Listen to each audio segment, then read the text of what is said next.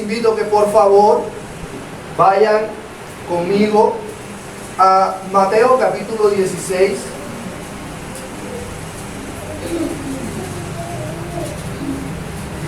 Y voy a leer los versos 13 al 20. Y nuestro sermón se va a centrar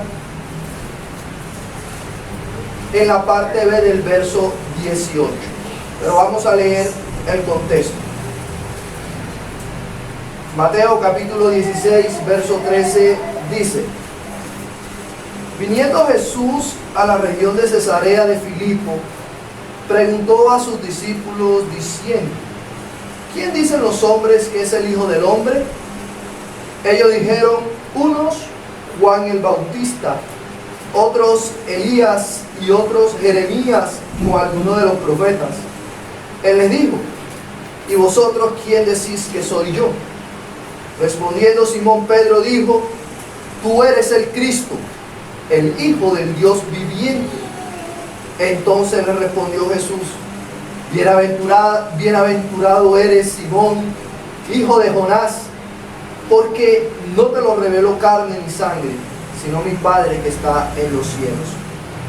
Y yo también te digo que tú eres Pedro, y sobre esta roca edificaré mi iglesia, y las puertas del Hades no prevalecerán contra ella. Y a ti te daré las llaves del reino de los cielos, y todo lo que atares en la tierra será atado en los cielos, y todo lo que desatares en la tierra será desatado en los cielos. Entonces mandó a sus discípulos que a nadie dijese que él era Jesús el Cristo. Oremos, por favor. Padre que estás en los cielos, gracias te damos, Señor, por esta tarde en que como tu pueblo nos podemos reunir para adorarte, para darte, Señor, toda la gloria que es debida a tu nombre, y darte gracias por la misericordia que has tenido con todos nosotros, de llamarnos a tu pueblo, de escogernos y de permitirnos ser parte, por tu gracia, de tu amada iglesia. Gracias, Señor, por cada una de las iglesias locales aquí representadas. Gracias por la iglesia local de Sagún. Gracias por la iglesia local en Sincelejo. Y gracias, Señor, por esta iglesia local aquí en Corozal, las cuales, amado Padre, son una evidencia del cumplimiento de tu preciosa promesa en este texto, de que tú edificarás la iglesia. Señor, te rogamos que seamos instruidos por medio de tu palabra y que tu Espíritu Santo obre en nuestros corazones. En Cristo Jesús. Amén. Hermanos, tristemente en nuestra época, una de las debilidades aún de la reforma protestante en la actualidad es el entendimiento de la iglesia a la luz de la palabra. Y yo creo, hermanos, que esa pregunta que hace el apóstol Pablo a 1 Corintios capítulo 11, verso 22, cuando en el contexto de la celebración de la Santa Cena se estaba presentando una mala práctica en la misma. El apóstol Pablo exhorta a los creyentes de Corintios en un aspecto específico en esta ordenanza de la Cena del Señor con una pregunta: ¿o menospreciáis la iglesia de Cristo? Los corintios la estaban menospreciando al no conducirse correctamente como Dios lo había establecido en su santa palabra. Y la pregunta es en esta tarde, hermanos, ¿en qué concepto tenemos nosotros la iglesia de Cristo? La exhortación de Pablo puede aplicarse a nosotros si no estimamos correctamente la iglesia y si los pensamientos que tenemos acerca de la iglesia no son los dignos que debemos tener de ella. Y en esta tarde, hermanos, vamos a ver algunos aspectos de esa iglesia gloriosa de nuestro Señor Jesucristo. Vamos a ver tres cosas en el versículo 18, en la parte B, donde el evangelista nos escribe las palabras de Cristo a Pedro cuando éste confiesa quién es Él. Mateo capítulo 16, verso 18b dice, y ahí hay un yo implícito, y lo leo de esta manera. Cristo le dijo a Pedro, yo edificaré mi iglesia, y la puerta del Hades no prevalecerán en contra de ella. Tres cosas vamos a ver en estas palabras de Cristo. Primero, la promesa de Cristo a la iglesia. Yo edificaré mi iglesia. En segundo lugar, vamos a ver la participación humana en esta edificación. Y por último, vamos a ver que esta edificación es una edificación con oposición, pues Cristo ha dicho, las puertas del Hades no prevalecerán en contra de ella. Así que las puertas del Hades, en este proceso de edificación de la iglesia, se estarán levantando constantemente contra ella para impedir ese propósito de nuestro Señor Jesucristo. Veamos entonces en primer lugar esa promesa bendita de nuestro Salvador. Yo edificaré mi iglesia. Y yo creo, hermanos, o quiero o pretendo más bien que nosotros sintamos el peso de esta promesa y sintamos la seguridad de la misma, simplemente por quien lo está prometiendo. No es nada más ni nada menos que nuestro Señor Jesucristo. Es Cristo, hermanos, el que se está comprometiendo de manera personal. Él está diciendo, yo edificaré mi iglesia. ¿Quién es este yo que hace esta promesa? Me voy a remitir a una escena en Apocalipsis capítulo 5, hermanos, donde se nos muestra quién es este que hizo esta promesa. Yo edificaré mi iglesia. Y voy a tomar esta escena como respuesta a este yo. Voy a leer Apocalipsis capítulo 5 en los primeros versos. Dice Juan, y vi en la mano derecha del que estaba sentado en el trono un libro escrito por dentro y por fuera, sellado con 7 sellos. Y vi a un ángel fuerte que pregonaba a gran voz, ¿quién es digno de abrir el libro y desatar sus sellos?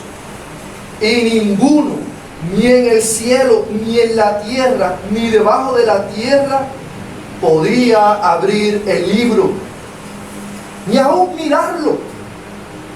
Y lloraba yo mucho, porque no se había hallado a ninguno digno de abrir el libro, ni de leerlo, ni de mirarlo. Y uno de los ancianos me dijo, no llores, he aquí que el león de la tribu de Judá, la raíz de David, ha vencido para abrir el libro y desatar sus 7 sellos. Hermanos, Juan está en el cielo contemplando el trono de Dios. Nos dice que en la visión ve que hay un pergamino escrito por dentro y por fuera, en el cual no se encontraba nadie digno de ni siquiera mirarlo. Hermanos, este pergamino significa el desarrollo de la historia y del destino de la iglesia, hermanos, junto con la humanidad.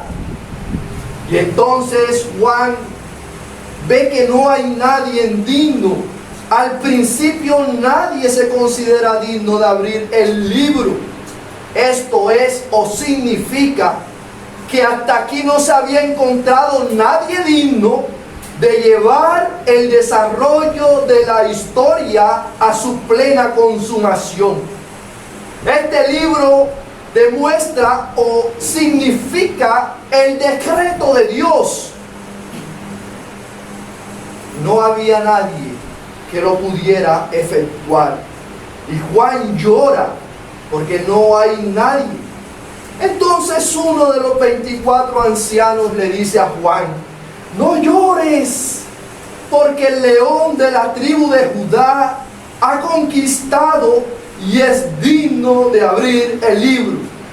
Entonces, como se nos muestra Cristo en este texto, Él es el león cordero que toma el pergamino, hermanos. Y cuando Él hace esto, ellos cantan: digno eres de tomar el libro y de abrir sus sellos, porque tú fuiste inmolado, con tu sangre compraste para Dios. Y note que aquí se está hablando de la iglesia, porque es la iglesia la cual Cristo ha comprado con su preciosa sangre. Es la iglesia la que está compuesta de toda gente, de toda raza, lengua, pueblo y nación. Es a la iglesia a la que Cristo ha hecho un reino de sacerdotes para nuestro Dios. De manera que esta visión nos muestra que Cristo, el león de la tribu de Judá, el cordero que fue inmolado, es el digno, hermanos, de ejecutar el plan redentor de Dios para su iglesia. De manera, hermanos, que si Cristo en Mateo nos ha dicho: yo edificaré mi iglesia, esto está demostrando, hermanos, que sin lugar a dudas, Cristo el león, el cordero que fue inmolado, va a ejecutar y a llevar el designio de Dios para su amada iglesia. Cristo, el Hijo del Dios vivo, el que tiene un pueblo redimido, este es el que dijo: yo edificaré mi iglesia. Hermanos, y si Él lo dijo, no debemos tener la menor duda que la edificación de la iglesia va a suceder. Estas no son palabras de un mero hombre. Aquel que habló aquí no es otro que Emmanuel, Dios con nosotros, el Dios encarnado. No debemos tener incertidumbre, debemos tener total seguridad, porque quien ha dicho: yo edificaré mi iglesia, es aquel que tiene toda la autoridad, tanto en el cielo y en la tierra. Este es, hermanos, el que se ha propuesto personalmente edificar la iglesia. Y Él está plenamente calificado, porque Él es el león, el que tiene el derecho de tomar el rollo, abrirlo. En otras palabras, Él es el que tiene la autoridad y el poder para llevar el plan de Dios a una plena ejecución. Así que cuando Cristo dice: yo edificaré mi iglesia, Él está hablando, hermanos, como Señor soberano, como cabeza, hermanos. Y si Él lo ha dicho, hemos de tener certeza que Él la va a edificar, porque Él es el león de la tribu de Judá y Él es el cordero que fue inmolado para redimir un pueblo santo para Dios. Esta es la suposición, hermanos, que Lucas, el historiador, hace cuando escribió Hechos capítulo 1, verso 1 al 2. Vayamos allá, por favor. Hechos capítulo 1, verso 1 al 2. Note, hermanos, lo que Lucas, el historiador, va a decir. Y mire lo que él va a decir. En el primer tratado, oh Teófilo, hablé acerca de todas las cosas que ¿quién comenzó a hacer? Que Jesús comenzó a hacer y a enseñar hasta el día en que fue recibido arriba. Hermanos, Lucas claramente está insinuando que lo que él está narrando es precisamente la obra de Cristo de edificar su iglesia, hermanos. Eso fue lo que Cristo vino a hacer. Es para ello, o es uno de los propósitos de la encarnación del Verbo eterno de Dios, hermanos, edificar una iglesia. Ahora, hermanos, como dice Spurgeon, la mayor de estas cuestiones es, a mi juicio, la misma existencia de la iglesia. No sé si usted alguna vez ha pensado en esto, pero ¿no le parece a usted que en medio de este mundo, en medio de este desierto, hermano, puede existir una iglesia? Quizás para nosotros ver iglesia sea como algo normal, pero piensa en cómo está el mundo. Juan nos dice, sabemos que somos de Dios, y todo el mundo cómo está, hermanos, bajo el maligno. Este mundo es un oasis, este mundo, hermanos, es una roca desnuda, árida, y solo el Señor puede hacer que de este desierto surja la iglesia de Cristo, hermanos. Porque somos nosotros, hermanos. ¿Cómo se explica? Dice Spurgeon, que haya un pueblo de Dios separado del mundo, santificado y preparado para toda buena obra, en medio de un mundo que está tan corrompido, hermano. ¿Cómo es posible que aquí en este municipio haya una iglesia bíblicamente constituida? ¿Cómo es eso posible, hermano? Eso es posible porque Cristo prometió edificar su iglesia en este mundo. Hermano, y hemos de ver que la iglesia es como un huerto del Edén en medio de un desierto. La iglesia, hermanos, es un oasis en medio del desierto de este mundo. Pero ¿cómo es que hombres muertos en delitos y pecados, cómo es que hombres bajo el dominio de Satanás ahora pueden ser trasladados al reino de la luz? Hermanos, ¿sabes cuál es la razón? La promesa de nuestro Señor Jesucristo: yo edificaré mi iglesia. Y bien sabemos, hermanos, que la manera de Cristo edificar la iglesia, ¿cómo es? Con piedras vivas. Y tú y yo somos esas piedras vivas. De manera que para que Cristo edifique su iglesia, hemos tenido que haber experimentado el poder salvador que opera a través del Espíritu Santo en nuestros corazones. ¿Cómo es eso posible, hermanos?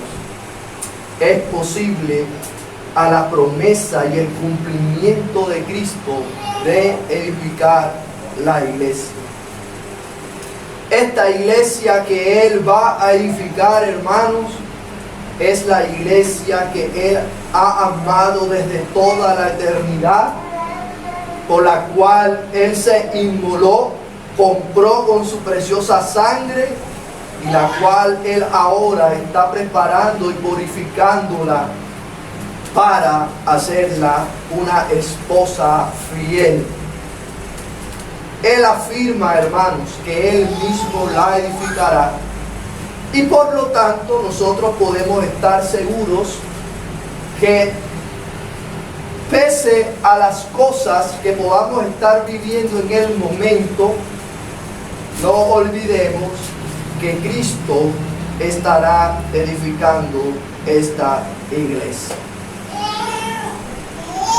En segundo lugar, hermanos, veamos que esta edificación de Cristo ha de contar con la participación humana. Dos textos así lo confirman.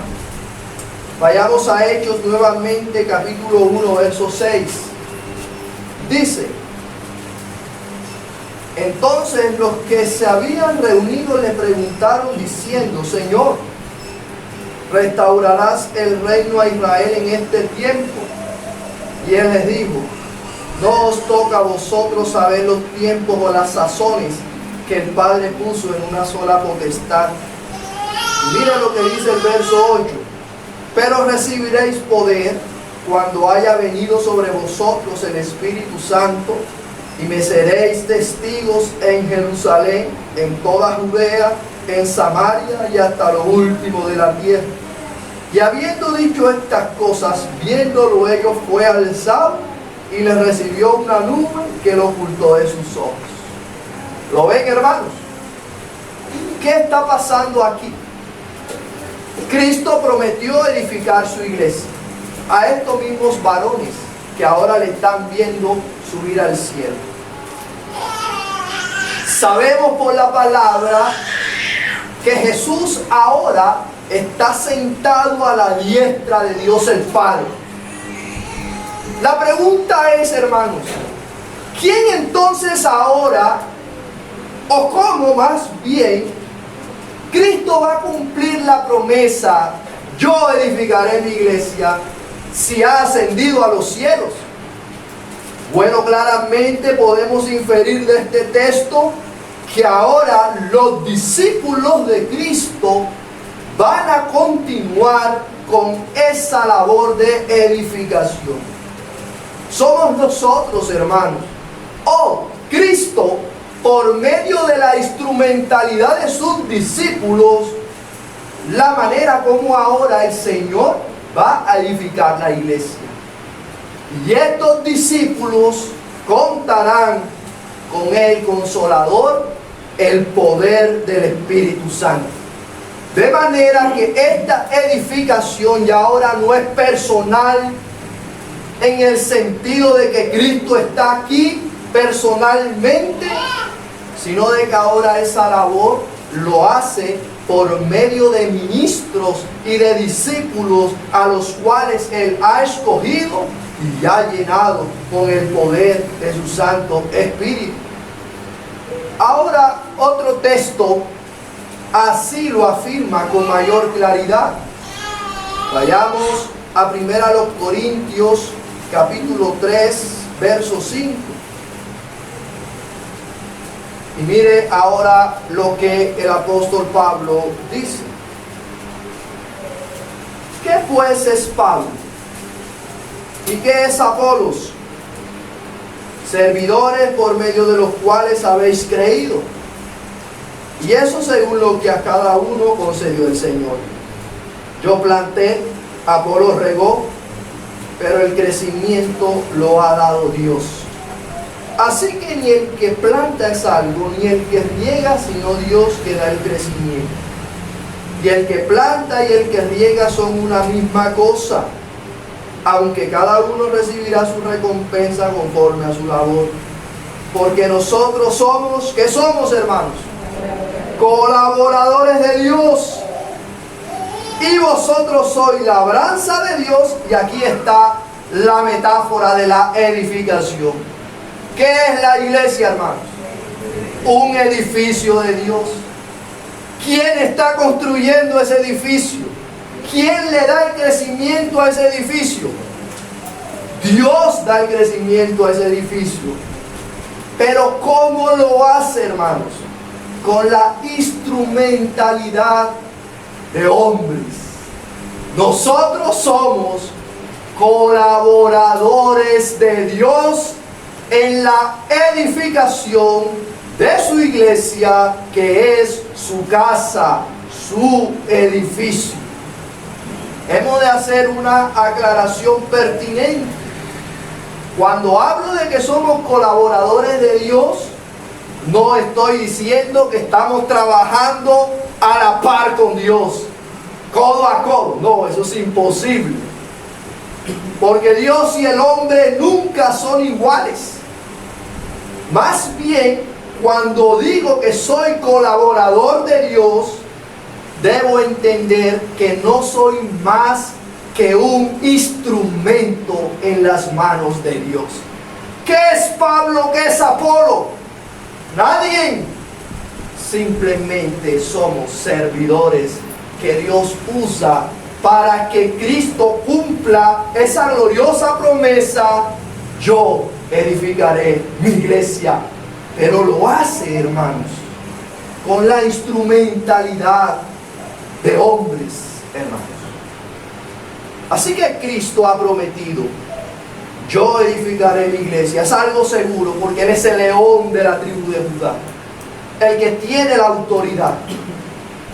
Y ahora entendemos, desde que ascendió al cielo, Él está cumpliendo su promesa mediante la instrumentalidad de hombres que ha llenado con su Espíritu Santo. ¿Qué implicaciones tiene esto, hermano? Y aquí no solo quiero que piensen en los ministros de la iglesia. Tú eres un colaborador de Dios en la edificación de la iglesia. Todos nosotros, hermanos. Todos nosotros debemos estar comprometidos con esa edificación. ¿Qué implica esto entonces? Que Dios edifique la iglesia por la instrumentalidad de hombres. En primer lugar, debo decir que si Jesús es quien edifica la iglesia realmente, tú y yo no podemos poner ni un bloque, hermano, en esta casa por nuestra fuerza. Y como es Cristo quien lo hace, tú como colaborador de Dios, entonces, hermano, deberías rogar para que Cristo descienda a este edificio y lo cuide como lo ha prometido. Si es Cristo quien edifica la iglesia y nosotros simplemente somos instrumentos, oh hermano, cuánta entonces necesitamos, cuánta necesidad tenemos de Cristo. Esto implica, hermanos, que al saber que Cristo es quien edifica la iglesia, tú y yo, hermanos, día a día deberíamos estar buscando su divina presencia. Porque ¿qué puedes hacer tú sin Cristo, hermano? Dime, ¿qué puedes hacer sin Cristo? Nada, porque Cristo es quien la edifica. ¿Qué puede, hermano, la iglesia hacer sin Él? Nada. Si Cristo edifica la iglesia, tú y yo entonces, todos los días, deberíamos suplicarle al Señor, como suplicó el salmista en el Salmo 80, 14 y 15. Mira desde el cielo y considera y visita esta viña y la planta que plantó tu diestra. Y aunque estamos hablando de un edificio, y aquí se habla de una viña y de algo de agricultura, debo recordarte que en Corintios se usan las dos metáforas: agricultura y arquitectura. Entonces, hermanos, ¿qué deberíamos hacer nosotros? Cada día, hermanos, deberíamos orar por la iglesia. Señor, esta es tu casa. Esta es tu viña, no yo. Tú, Señor, tu mano la plantó en este lugar. Oh Señor, bendice tu casa. Oh Señor, bendice tu viña, esta que tú plantaste con la sangre del Cordero. Hermanos, y deberíamos rogar esto con mucha insistencia. Todos nosotros, hermanos. Y no pienses en los ministros, no pienses en los predicadores. Tú, como colaborador de Dios, de forma constante deberías rogarle a Cristo: amado Cristo, cumple esta promesa que has hecho. Edifica tu iglesia. Porque, hermanos, ¿qué sería este edificio sin el cuidado del dueño? Si verdaderamente crees que Jesús es quien edifica la iglesia, ¿qué debes hacer en primer lugar? Busca su bendita presencia. Porque sin Él, hermanos, no avanzaremos en nada, en lo absoluto. Nada, hermanos. Nada avanzaremos. En segundo lugar, si Cristo edifica la iglesia con la instrumentalidad de hombres, tenemos otro deber que cumplir, hermanos. Debemos entonces entregar todo a Cristo, entregarnos todo a Cristo. Él es el dueño del edificio, hermanos. ¿Qué nos corresponde a nosotros? Como aprendíamos el viernes, hermanos, ¿qué somos nosotros? Administradores. Pero ¿quién es el dueño de la casa? El Señor.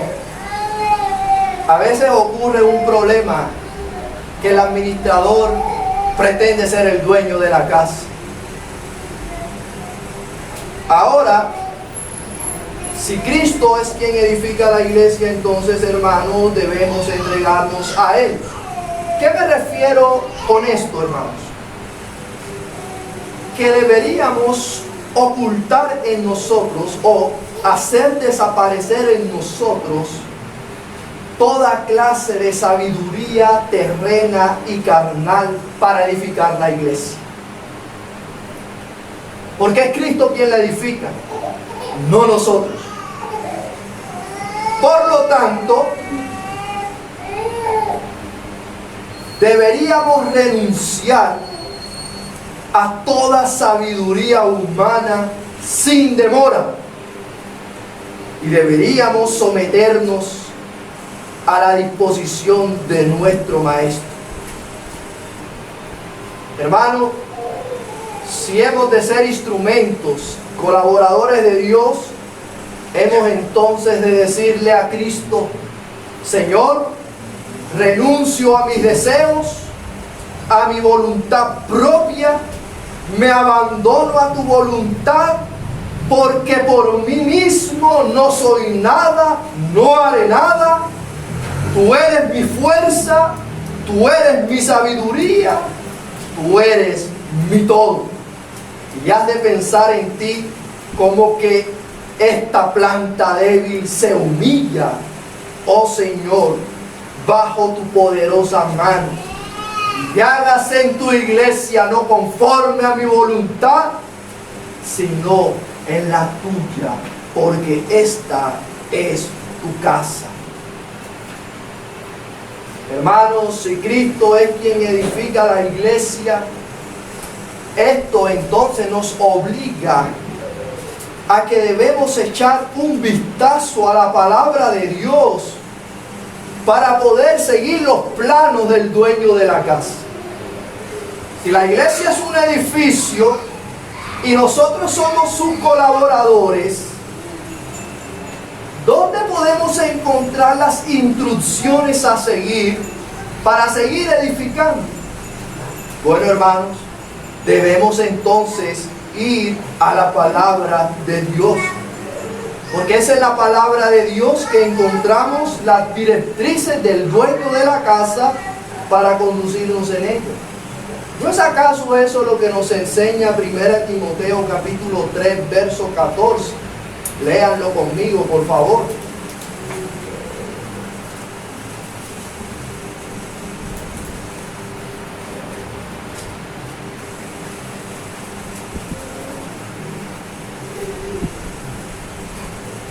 Dice este texto: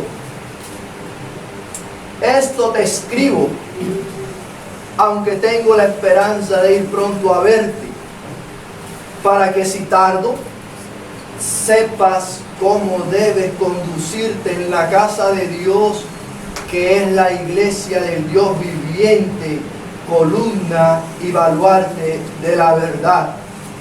¿Cómo se llama esta iglesia, hermanos? ¿Qué es la iglesia, hermanos? Según este texto, la casa de Dios. No es mi casa, no es tu casa, es la casa de Dios. Por tanto, lo que este texto enseña es que en la casa de Dios tú no puedes hacer ni actuar como a ti te parezca, sino como a Dios le plazca. ¿Me hago entender? Porque es el edificio de Dios. Y en el edificio de Dios no podemos seguir nuestros propios consejos, no podemos seguir nuestras propias estrategias mundanas y carnales. Hermanos, si hemos de ser colaboradores de Dios, hemos de seguir las directrices que Cristo nos ha dado en su bendita palabra, porque su palabra son los planos que nos indican qué es lo que debemos hacer y qué no debemos hacer en la casa que es la iglesia del Dios viviente. Y es interesante porque 1 Timoteo nos va a enseñar quiénes deben ser los pastores de la iglesia. No podemos poner a cualquiera de pastor. Porque es que es mi amigo, porque me cae bien, porque él siempre ha estado cerca del liderazgo. No es como a mí me parezca.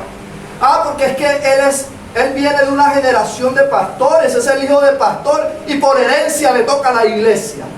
No, hermanos. Entonces Pablo le dice a Timoteo: los pastores deben ser así, así, así. Deben cumplir esto, esto y esto. En otras palabras, Timoteo, no puedes poner a cualquiera como autoridad de la iglesia. Debes seguir estos lineamientos, no te equivoques, cíñete a ellos. ¿Quiénes deben ser los diáconos de la iglesia? Ahí está en Timoteo. Y si queremos una casa sólida donde Dios sea glorificado, ¿qué debemos hacer, hermanos? Ceñirnos a las Escrituras. ¿Cómo se debe comportar un hombre en la iglesia? Porque esto es otro asunto. Aquí ya a las hermanas se les ha enseñado este asunto. Aunque para algunos esto suene legalismo, hermanas, hermanos, aún en la iglesia no podemos venir como queramos. Y sí, aún Timoteo le dice a las hermanas, Pablo en Timoteo le dice a las hermanas, ¿cómo deben venir vestidas a la iglesia? Deben venir no con peinados ostentosos, con modestia, con decoro. A nosotros los hombres nos enseña qué liderazgo debemos tener en la iglesia, cómo debemos orar en la iglesia. Así que, hermanos, el punto que quiero que entendamos es que si verdaderamente queremos levantar un edificio para la gloria de Dios, hermano, aquí no podemos estar siguiendo corrientes ni pensamientos humanas, ni estrategias evangelísticas humanas, ni estrategias de crecimiento. Hemos de seguir lo que Dios nos ha dado en su palabra para edificar su iglesia, porque no es nuestra casa. Y como no es nuestra casa, no podemos actuar o hacer lo que a nosotros nos place. Es la casa de Dios. Esto también me hace recordar, hermanos, en el Antiguo Testamento, en Éxodo capítulo 26, para que usted vea cómo es Dios de celoso, hermanos. Léalo cuando tenga la oportunidad. Pero cuando Dios mandó a construir el tabernáculo, el Señor dio las instrucciones. ¿Cómo se debía construir el tabernáculo? Él allí dijo qué materiales, qué medidas, qué formas debían tener estos materiales para levantar el tabernáculo de reunión. Hoy en día, nosotros pensamos de esta manera: la iglesia es la excepción, y en la iglesia podemos hacer lo que queramos. Entonces, en algunas congregaciones, los cultos se llevan al antojo de los hombres. Oh, es que hoy vamos a hacer un culto sabanero. Hoy vamos a hacer un culto de deporte. Entonces los chicos vienen con el uniforme de tal equipo y las mujeres vienen con el uniforme de tal equipo. Hoy vamos a hacer un fandango cristiano en la iglesia. No sé por qué pensamos que en la iglesia podemos hacer los cultos como queramos, a nuestro antojo y a nuestras comodidades. No, hermanos, porque Dios en su palabra nos ha dado algo que conocemos como el principio regulador de la adoración. En un culto se debe hacer lo que Dios manda que se haga. Cualquier otra cosa es vanagloria humana y pecado de los hombres, que aún no comprenden que este hermoso edificio es la casa del Dios viviente y no tienen reverencia por su nombre. Y es por eso que más adelante Pablo va a hacer la metáfora con qué materiales estamos construyendo: heno, hojarasca o piedras preciosas. Esta iglesia sabe que siempre es más difícil construir la casa con materiales preciosos. Así es en la práctica, hermano. Hace un par de meses me sorprendió porque cerca de mi casa empezaron a construir una casita de bareque, hermano. Me sorprendió eso. En 3 días esa casa estaba en pie. Porque levantar una iglesia con materiales ineficientes y humanos, no se sorprenda cuando de pronto por ahí abren un garaje y ya al año se tienen que mudar porque no cabe la gente. Pero vaya a ver cómo están esas piedras. Hermanos, hemos de construir conforme a los planos que Dios ha dado en su palabra. Hermanos, y eso es un trabajo arduo, de paciencia, de esfuerzo. ¿Cuántas veces, hermanos, no nos sentimos que parece que no estuviera como que dando resultados? Que a veces pareciera que no avanzara.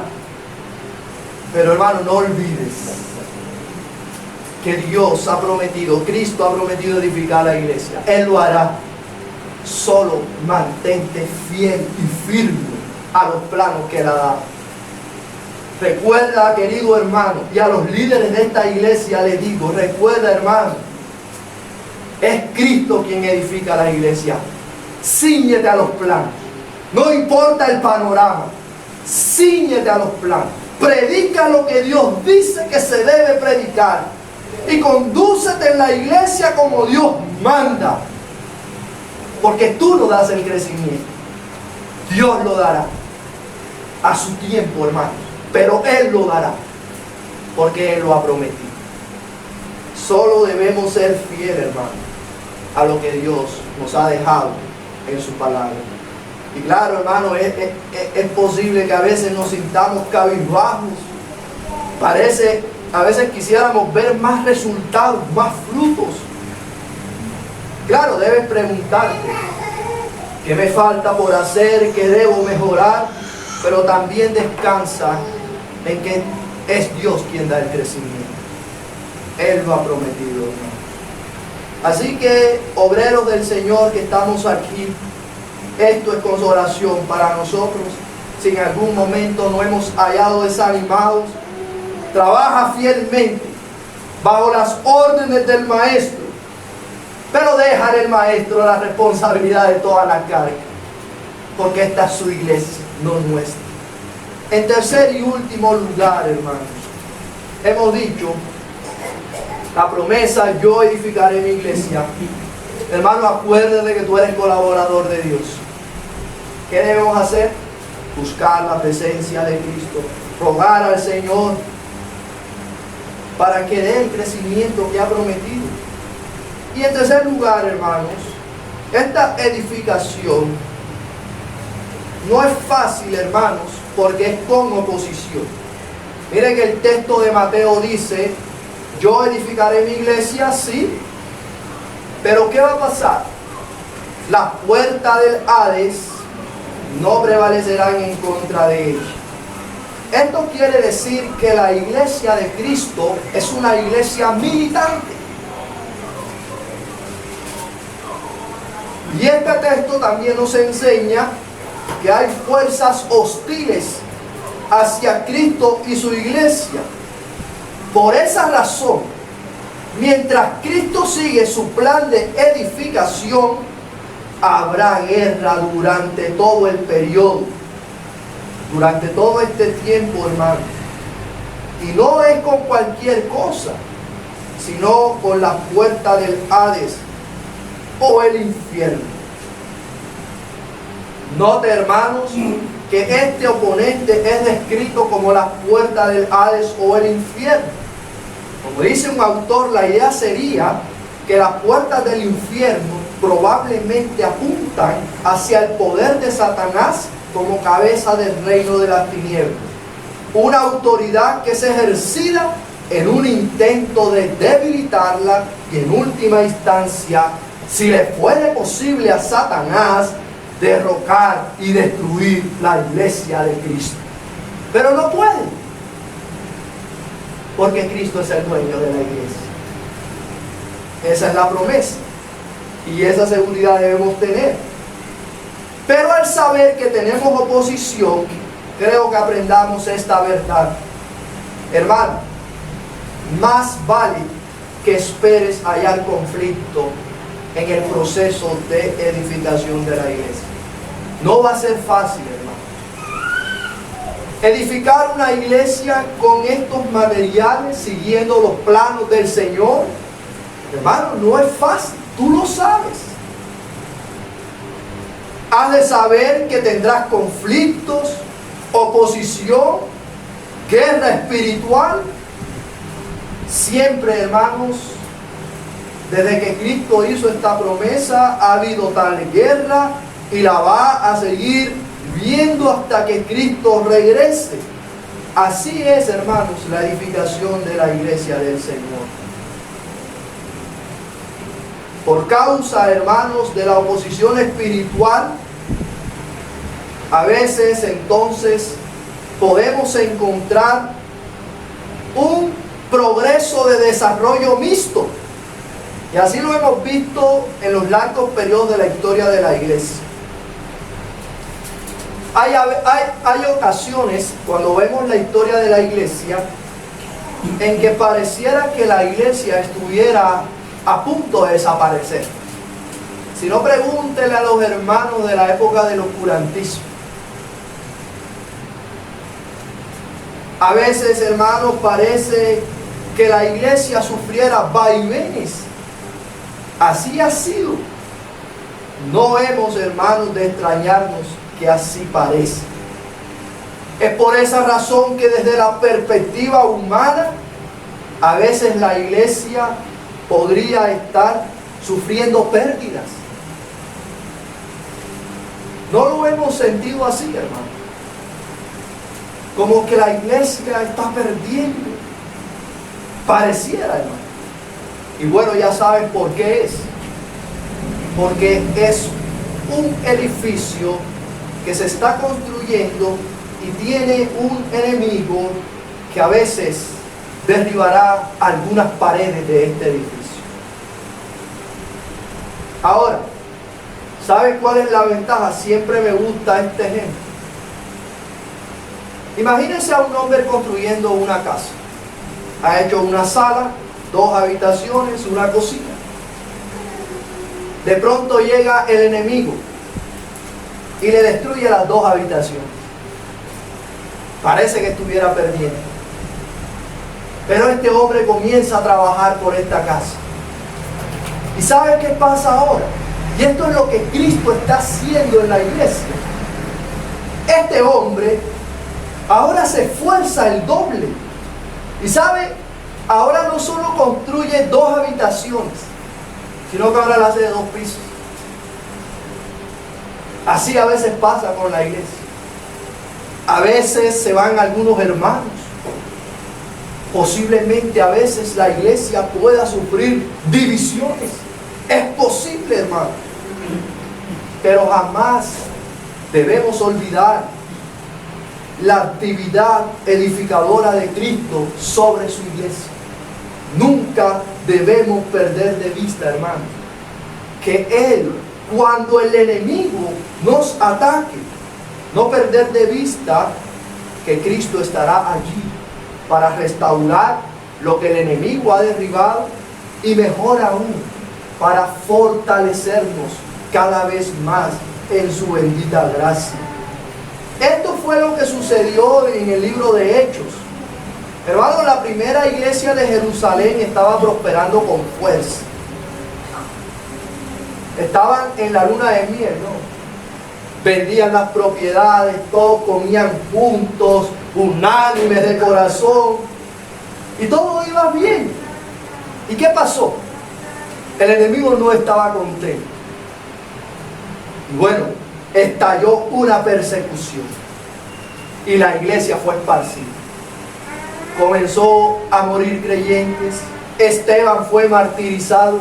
¿Cuántos más? Y uno se podría ver en ellos la sombra oscura que estaba cobijando la iglesia. Pero ¿eso en qué desembocó, hermano? En que el evangelio fue extendido más allá de los territorios de Jerusalén. Así que esto, que al momento parecía negativo, sabemos que el Señor lo convirtió en la plataforma para las labores misioneras de entonces el mundo conocido. Hermanos, no debemos dudar entonces que a pesar de que hemos encontrado oposición, hermanos, no dudemos que Cristo va a seguir edificando la iglesia. Algunas aplicaciones de esto, hermanos. Rechacemos con fuerza la idea pesimista del futuro de la iglesia. Dejemos la apatía, el desgano y la flaqueza. Saquemos fuerzas, hermanos, mirando con fe la promesa de Cristo. Yo edificaré mi iglesia. No olvides esa promesa. ¿Qué debes hacer, hermano? Esforzarte en la gracia. Esto es lo que debemos hacer. No pienses pesimistamente de la iglesia. Hay algunos hermanos que solo ven los errores. Pero hermanos, piensa que la iglesia está en un proceso de desarrollo. Claro, si estás en una iglesia bíblica, ¿no? Si ahí verdaderamente hay un edificio de Dios, trabaja por ella y esfuérzate en la gracia de Cristo. Hermanos, sigamos adelante en este proceso de edificación. Recuerda que Cristo la edifica como nosotros, como colaboradores. Y entonces, hermanos, debemos estar comprometidos con la iglesia de Cristo. Debemos comprometernos con la iglesia de Cristo. Hermanos, es posible que a veces sientas cansancio, y esto será evidente, porque eres un soldado de Cristo que está en guerra contra las huestes de Satanás. Si en alguna oportunidad sientes desánimo, estás cansado, abatido o lleno de tristeza, recuerda que necesitas del Señor. Hermano, aférrate a Él. Sufre penalidades como buen soldado de Jesucristo. Haz labor de evangelista. Mantente fiel al Señor. Y Él dará el crecimiento. Porque esta es su iglesia. Esta, hermanos, es una obra exclusiva de Él. Yo edificaré mi iglesia. Por tanto, hermanos, pon los ojos en Jesús, el autor y consumador de nuestra fe. Si aquí, hermanos, si aquí hay algún amigo que nos visita en esta tarde, quiero, amigo, que sepas cuán importante es la iglesia de Cristo. Cuán importante es la iglesia de Cristo.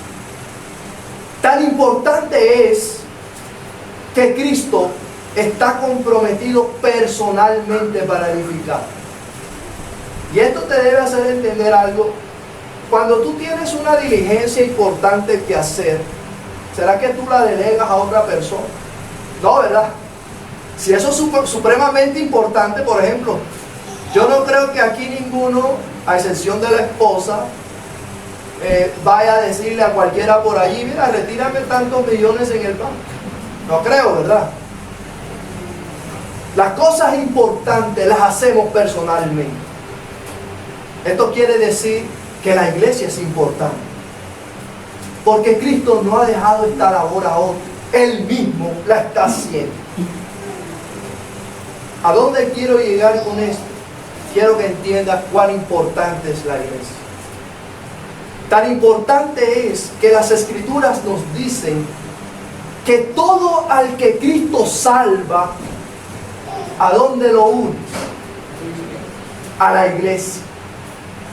De manera que si aún tú eres de los que piensas, yo no necesito una iglesia para ser cristiano, yo no necesito comprometerme con una iglesia para ser cristiano. Yo creo que si tú piensas de esa manera, me parece que todavía no has entendido el Evangelio de Cristo. Y deberías arrepentirte. Y deberías ir a las Escrituras. Y deberías entender que todo aquel a quien Cristo salva, lo salva para pegarlo en este edificio que Él está construyendo, a saber, la iglesia que es su casa. Y Él la está construyendo contigo y conmigo.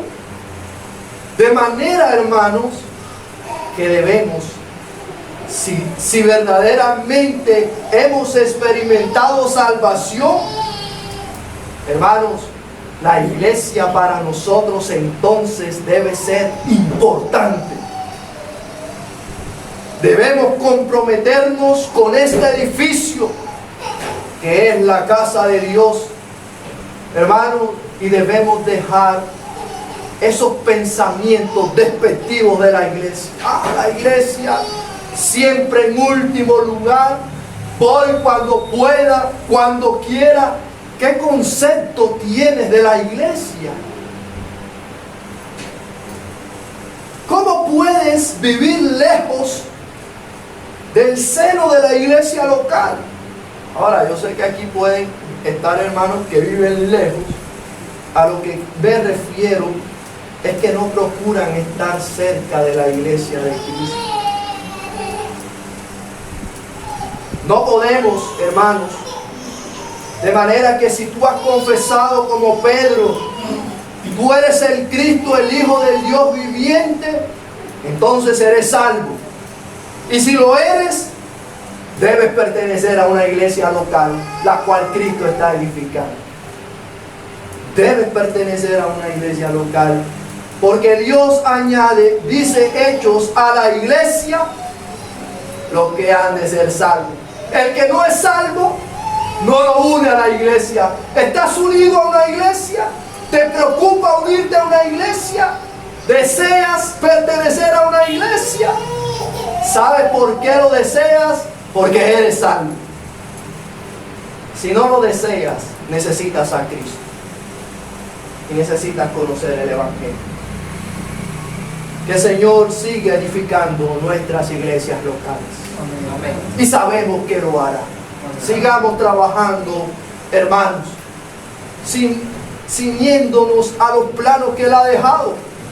Y descansemos, porque con seguridad Él va a construir estas iglesias locales, porque son suyas.